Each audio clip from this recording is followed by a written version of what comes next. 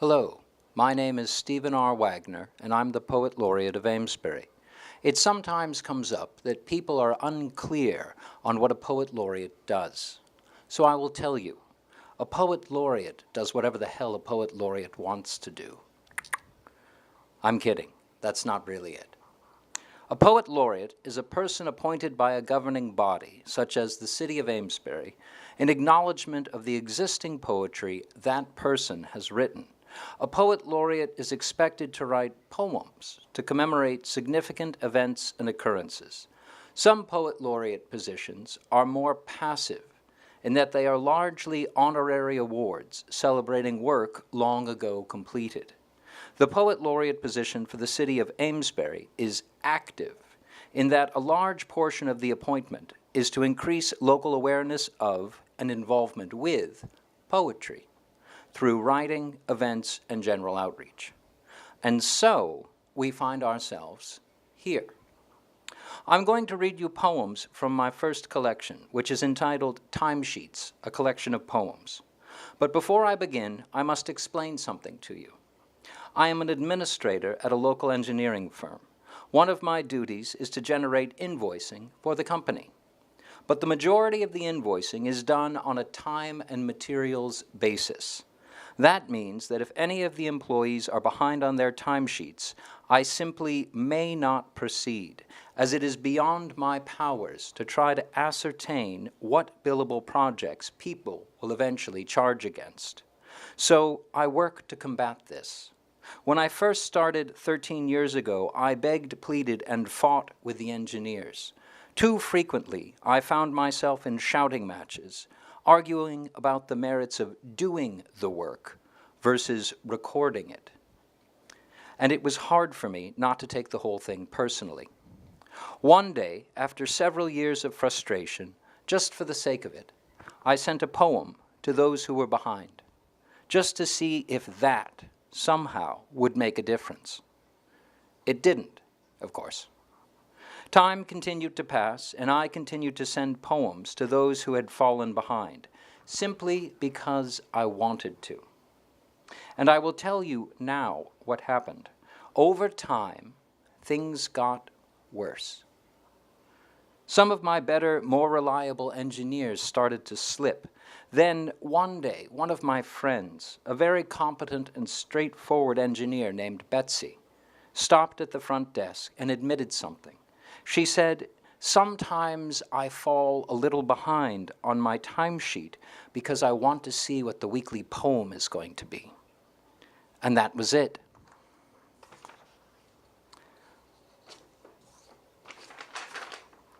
I must admit, it hadn't occurred to me. From that day forward, I changed the process. From that day forward, every Monday, I sent a poem to the entire company, a poem that simply had the words timesheets somewhere within it as a gentle reminder that such things exist. I started that process 10 years ago, and I still, as of this recording, write and send a poem each week. The poems do not have titles beyond the individual dates for which they were written, and I will begin at the beginning, reading them through chronologically. The idea is that during each program, I will read for about half an hour and then stop. If it goes well, I will keep recording half-hour programs until we've made it all the way through the book. And if that goes well, maybe we'll record additional programs to read through the second volume of poetry. But let's not get ahead of ourselves. If it doesn't go well, we'll simply stop. I hope you enjoy them. You are watching Stephen R. Wagner's Collected Timesheets Poems, Volume 1, Dissolving into a Cat.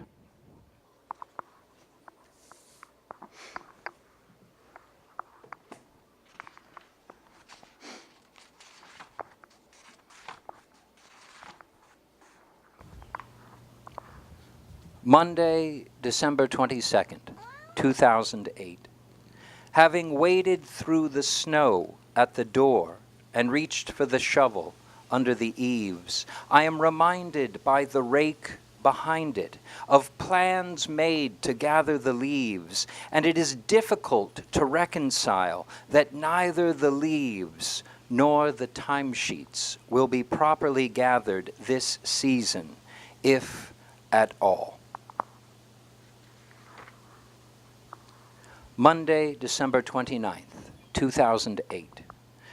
As I was first startled by the sudden disappearance of the fall leaves beneath the snow, it is even more startling to see their reemergence now, and to see so clearly that they have not somehow raked themselves up, nor properly covered the timesheets that curl unsubmitted among them.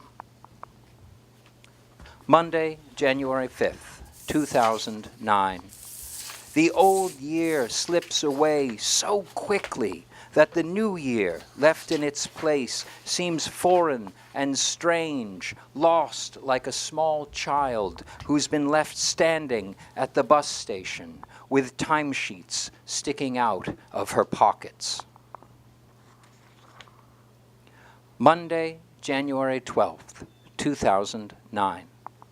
Too cold in the northernmost states to drive or fly or think. Wet logs are wrapped in timesheets to encourage them to burn.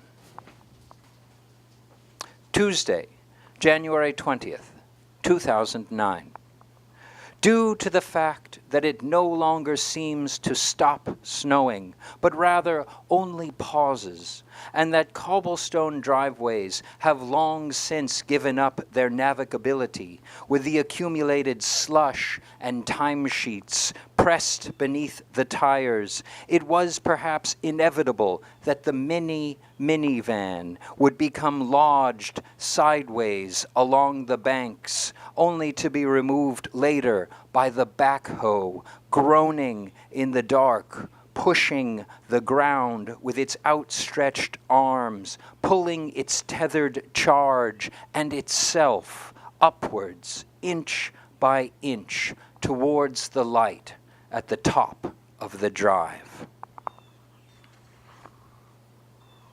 Monday, January 26th, 2009. Arctic shelves heave and threaten to fall apart, remaining moored only by sinews and chance, while the Arctic weather itself has already broken free from constraints of place and roams wildly over the continents, withering and seizing even the most basic elements of movement and transportation, only then to relent and then solidify again, hammering the streets and trees with frozen timesheets and as clear and as hard as glass. Monday, February 2nd, 2009. At the end, or towards the end, of winters that know no rest or peace, private citizens become amateur engineers, trying to calculate whether the swollen ice dams stuck to their roofs like lampreys will kill the host and force a structural collapse, or if perhaps they will dissipate on their own, rescinding the threats they have made and release the tender shingles from their grasp. Small, brittle shingles which have been clinging tentatively to nothing but the tar paper and packed timesheets hidden beneath. Monday, February 9th, 2009. With the snow globe on the mantle no longer being rapidly shaken, we find ourselves in the midst of a single tepid weekend, with temperatures not yet warm, but rather absent of the cold. A 2-day period capable of assuaging the damages of a season. To see briefly yet clearly the possibility of spring, the remnants of timesheets thawing on the bottom of the recycling bin, curling their once frozen edges like leaves towards the sun. Monday, February 16th, 2009. Still cold enough to frost windshields in the mornings, yet the quality and caliber of light that somehow manages to get through increases daily, in a noticeable enough way that the fish in the aquarium begin to change their eating patterns, nipping at the bits of timesheets that dissolve above them, cognizant of the rise of spring. Monday, February 23rd, 2009. It is during the minor storms, towards the end of the season, that one is better able to appreciate the positives of winter. There is something very satisfying in the uniformity of a layer of snow, a clear and discernible thing, somehow managing to cover all that it has encountered, as if part of the rock strata, the thinnest of geological records, the shortest of eras, hardly thicker than a layer of timesheets, gone almost before it has arrived. Monday, March 9th, 2009. Standing in the early morning slush, it occurs to me that there is a certain wisdom in being a late bloomer, for it is the first bulbs and buds of the spring that are met with nothing but rain and ice, after having seen the sun for only a few hours. Better to lie still for a while, underneath the surface, beneath the packed-down timesheets, keeping company with the leaves and pebbles for a while.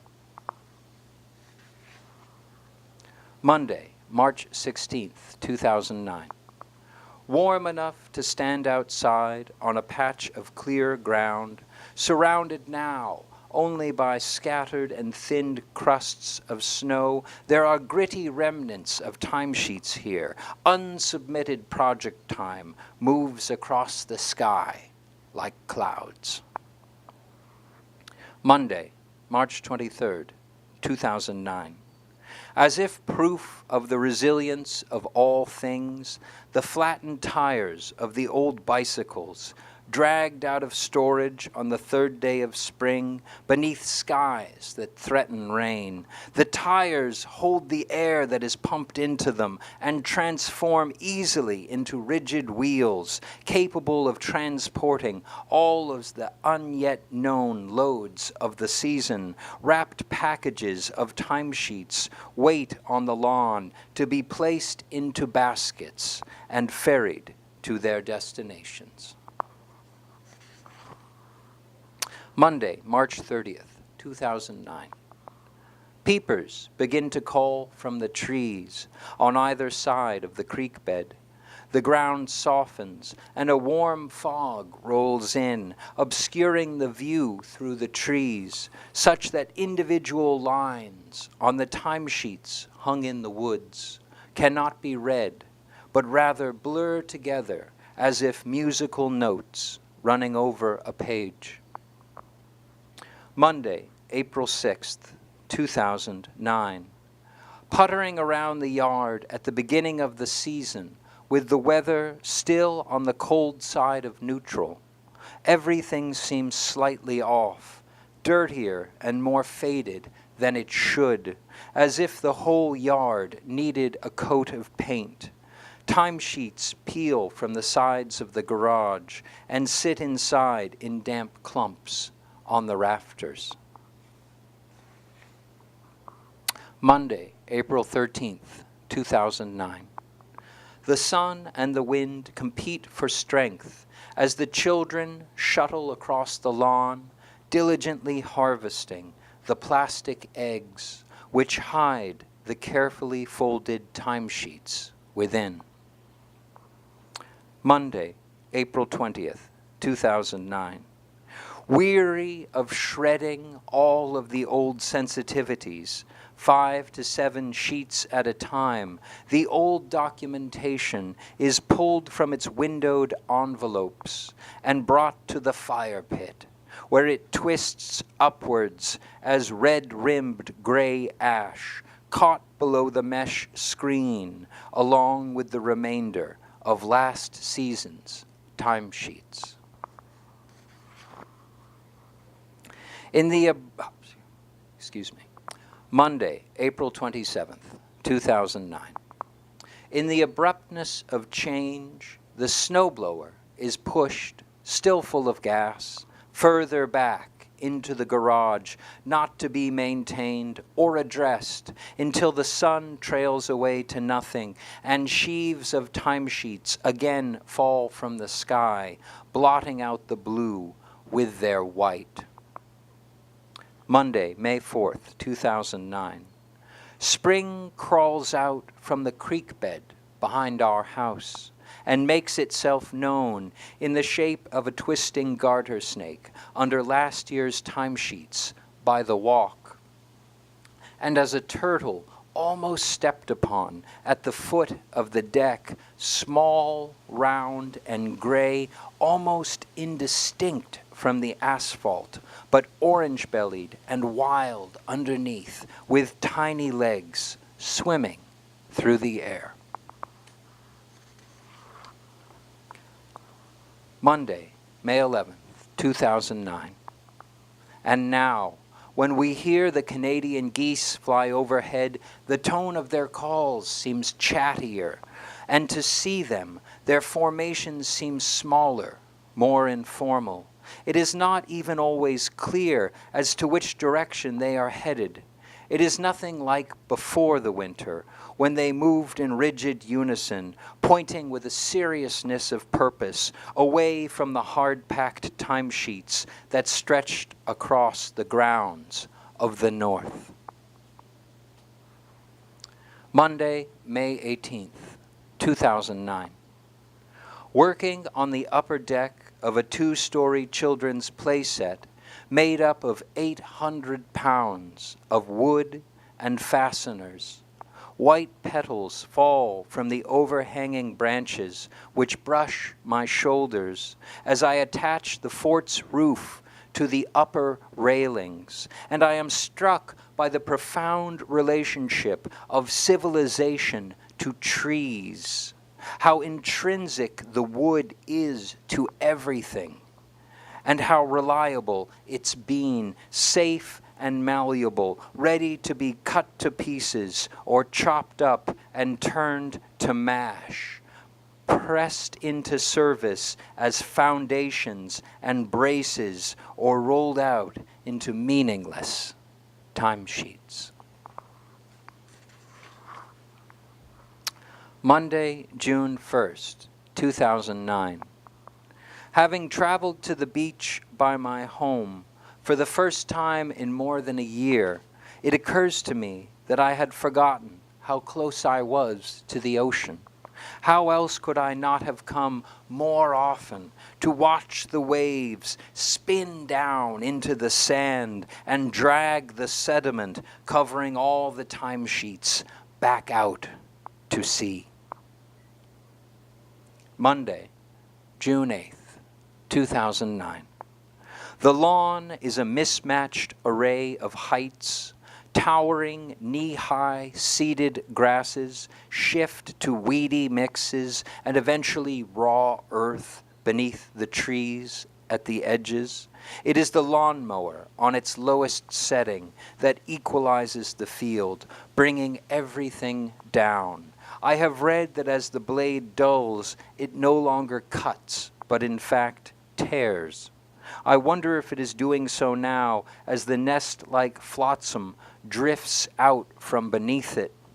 I know without looking that the wet green cores of the grass are pinned to the inside casing of the machine, the liquid green chlorophyll pasting the remains of grass and leaves and timesheets to the metal.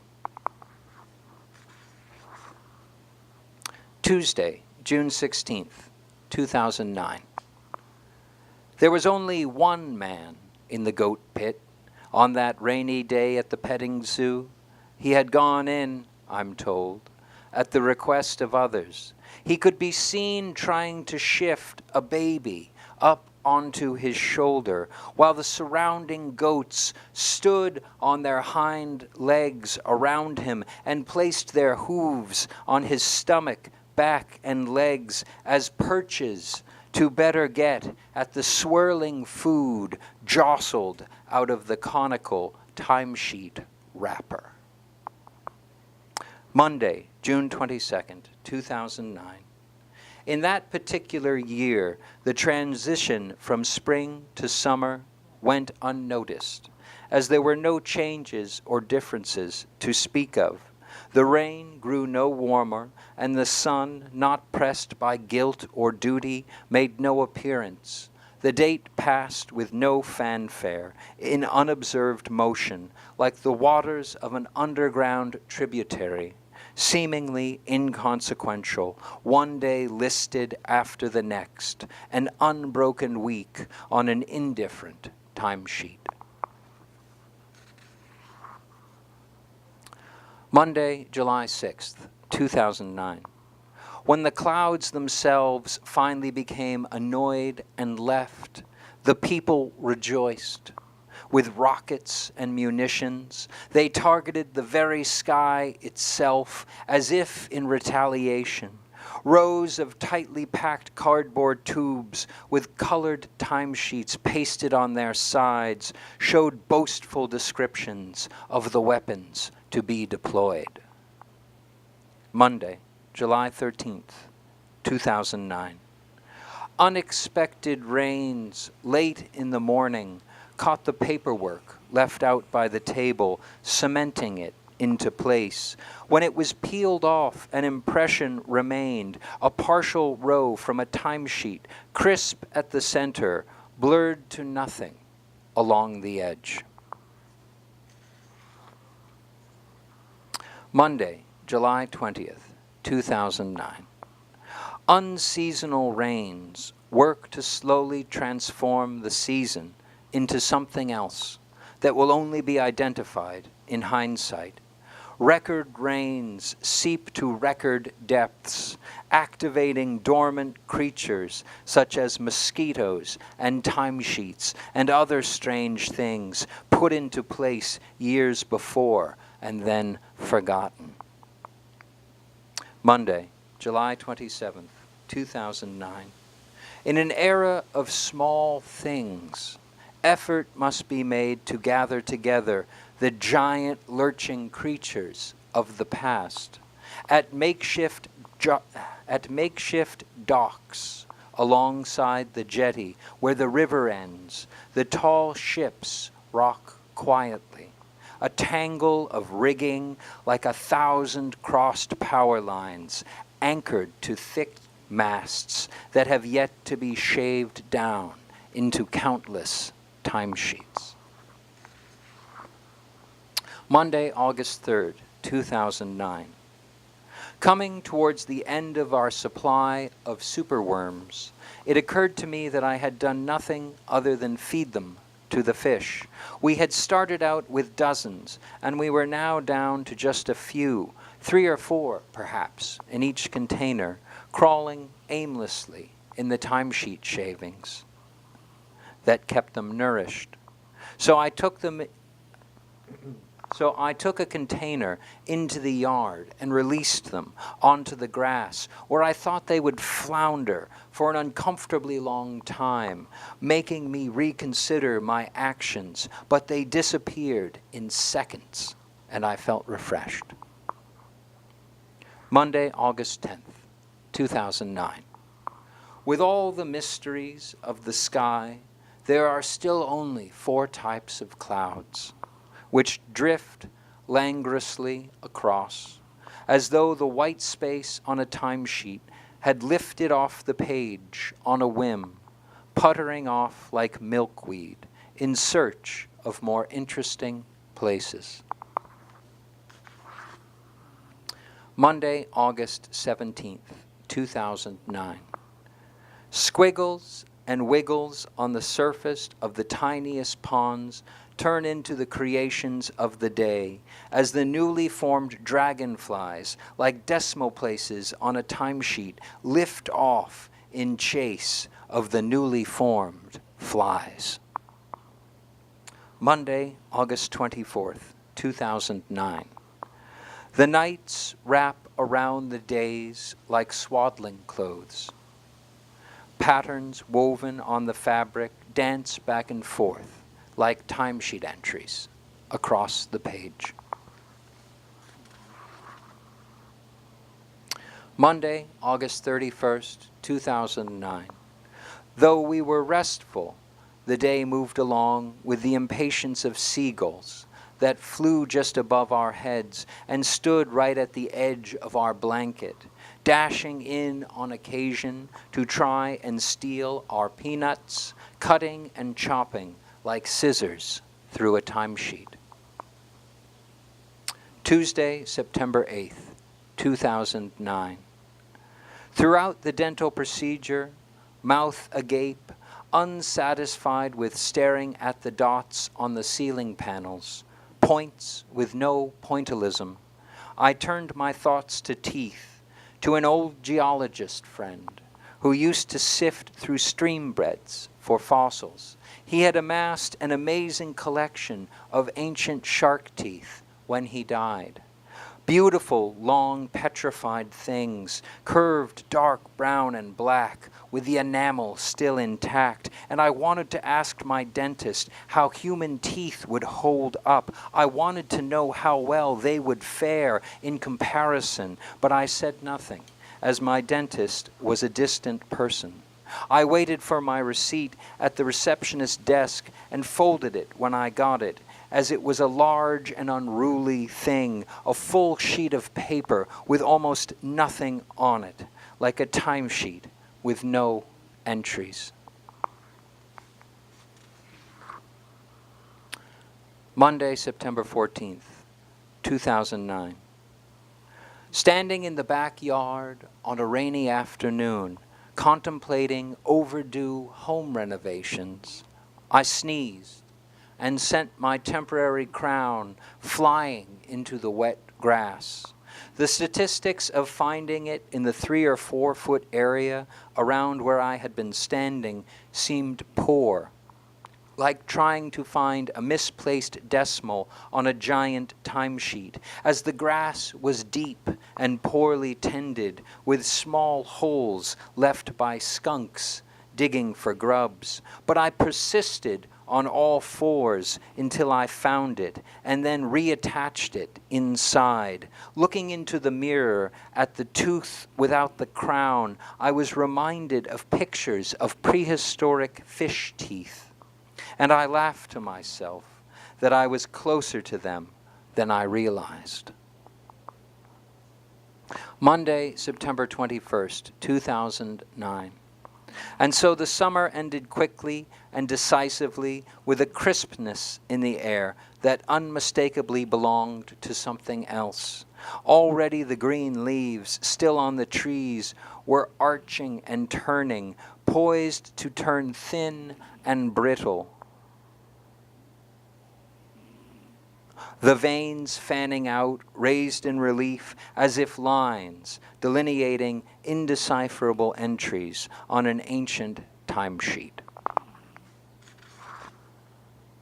Monday, September 28th, 2009. Triangles of geese fly overhead on unseen trajectories, angles both acute and obtuse, barking out their goodbyes before they've even passed, the moment gone before the thought has surfaced, like trying to piece together past days and arrange them in lines on a timesheet, both distant and incomprehensible. Monday, October 5th, 2009. Drops of rain tap out indiscernible patterns on yellow leaves pressed to the ground. An inkless typewriter hammering out timesheet entries, unsaved and unrecorded, submitted to nothing. Monday, October 12th, 2009. The light of each day shortens, though the content of what constitutes a day does not, like a timesheet folded in half, then folded over again. And I think that's a good place for us to stop. This concludes today's program. You have been watching Stephen R. Wagner's Collected Timesheet Poems, Volume 1, Dissolving into a Cat. Today's reading covered pages through. Thank you, and good night.